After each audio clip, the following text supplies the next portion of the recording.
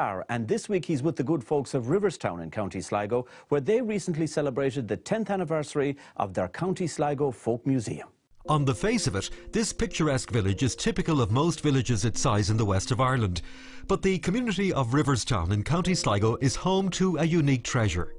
Located on a 6-acre site, the people here have united in delivering an amenity that has firmly put it on the tourism map.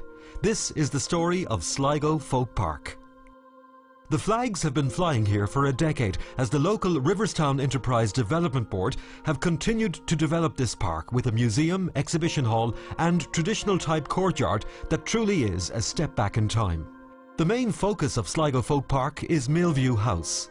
The house was built in the early 1870s by George Reid, a farmer and shoemaker, and it gives visitors the chance to see, feel and even smell how life was like at the turn of the last century. Well, the house was owned by a family called Reeds, and they built it, we think, in 1873. And when we took it over, we restored it using the technology of the time to restore it. And there were some lovely features that emerged. For instance, this beautiful fireplace was all boxed in. And there were some other features, lovely features, original features. These up here now, they're original as well, 1873. They used to hang things like kitchen implements or the hams. This is the driest place in the house, just over the fire, and that's where they used to cure the hams. So when they wanted rashers that time, you didn't go to the shop for them. You took down your ham and you carved your rashers, and then you fried them on the fire. Another feature that was in it is a little sort of shelf under the window. I didn't know what it was for. I couldn't figure it out until we had a visit from a group down in, a vintage group down from Galway. They told me what it was for. It was for a loaded goat. Because that was the time of a lot of agrarian troubles all over the country. The house hosts an array of artefacts in keeping with this period of Irish history, with the dining area and living quarters maintained in almost the exact same way as they were over a century ago. Upstairs, the bedrooms are interconnecting, and as Brendan McAnowna explains, they're home to some interesting stories. There are a number of features upstairs that you can look. There are 5 bedrooms, 4 of them interconnecting, which is curious. There's a child's bedroom you might have a look at. We have some of the sort of toys from bygone era up there. In another room we have, you'll see a bed warmer. There was no electricity or heating at that time, so they just put coals into this brass bed warmer, put it in and warmed the sheets before they got into bed. And then in another room we have quite an interesting selection of pulpits, which was very essential in them days. So those are some of the features to look for when you're going around the house. The sound of the blacksmith adds further to the atmosphere of Sligo Folk Park, as Michael Budd is hard at work showing visitors what life was like in the forge and demonstrating his amazing craft. The most important thing is the anvil, which is the #1 tool. Obviously everything is done off of the anvil using the hammer, and so they're the basic tools that I still use every day. And then you've got the things like power hammers, which take the place of 5 or 6 fellas with sledgehammers stood around you. And then there's the modern tools like angle grinders and things like that you use, but still 90% of my work is done off the anvil.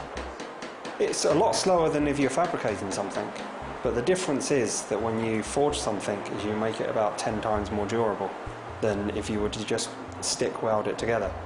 And also I think that the actual processes of jointing metal, riveting and collaring and fire welding, they're just much more beautiful. There's more elegance in those than just gluing something together, you know? Attention to detail is what makes this park unique, and the old shop fronts form another integral part of the collection of times past in an area known as the Street, which is an authentic step back in time like no other. The beginning actually was 1991, when actually this site and the buildings came for sale. So we bought them as a community group. We bought 6 acres of land here, and the buildings, as you can see over here on the left. Now, part of that site down there was a swamp, so we developed it. And we got funding from all the agencies, so it took 10 years actually to get it to 2001 when we had the official opening here by President McAleese. Well, that's what we call Mrs. Buckley's Cottage. We built especially for the trip to New York in 1994. We were beat on the Pate in Yonkers Stadium. And what a weekend that was. 50,000 people we estimate went through that cottage in the weekend. With the cottage, we brought out all the artefacts we had here on display, took them out there and put them on display. So it really was an American occasion for the past from Ireland, so it was.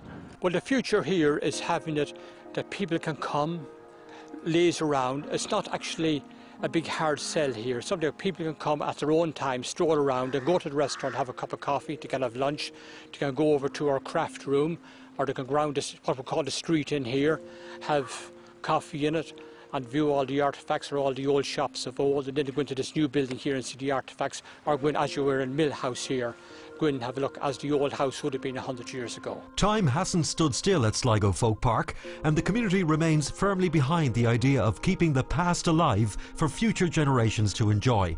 It involves a huge local input, but young and old around Riverstown are still putting their shoulders to the wheel. I suppose the highlight for me, Tommy, will be the fact that we're still together after 10 years, and that the community is fully behind us, supporting us by their presence and supporting us with help. And that is a major advantage for ourselves. You know, really we cannot exist. We have people on site, but it's the community behind us that makes it work. It's something that nobody would ever have thought about, and like Riverstown is sort of, 14 miles from Sligo, whoever would have thought that there'd be anything like this in it, Well, I think the biggest thing that the folk park does, it brings all the different communities together, and in the last few years we have people that has come in from other countries, and they really make them feel part of the community. And I think the biggest plus for the folk park is the amount of voluntary work that goes in. For example, when Santa Town is on, there's up to 150 people that works at that. And I think it's all about community, and it's all about making people feel welcome, and they pass on the message to bring other people to our community. Local fundraising events are essential in keeping the project going, and this December the Folk Park will once again be turned into a Santa village as Santa Claus and his elves perform shows on the 10th, 11th, 17th and 18th of December for the children of the area. Sligo Folk Park is a true example of a community spirit whose flame is alive and well.